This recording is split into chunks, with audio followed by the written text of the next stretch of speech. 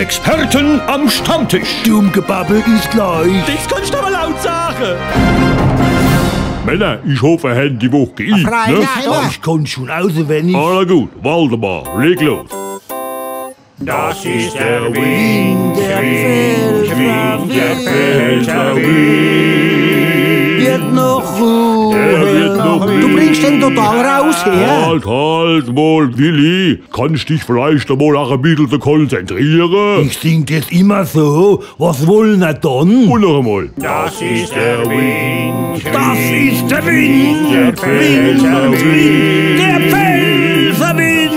Der wird noch Männer, du liegst hat keinen Sinn so. Du singst so falsch, wie ein Wolf, der Hämorrhoide Das hat. kannst du aber laut sagen. Du singst so falsch. Kann er aufhören zu singen? Ich seid ja nicht gleich beleidigt. Herr Moll, wir machen es anders.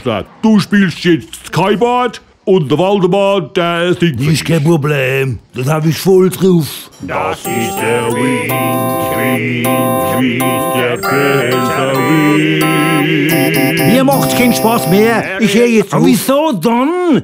Wir müssen euch auch mal ein bisschen an die Musik Wir lassen es richten. einfach so ein. Traudel, Zahlen, 3 Schale Zwecke. Traudel. Sag mal, wieso ist denn das ganze Lokal leer? Ja, kein Wunder nicht. Bei dem Scheißdreck, den wir dort zusammen singen. Ich glaub's nicht.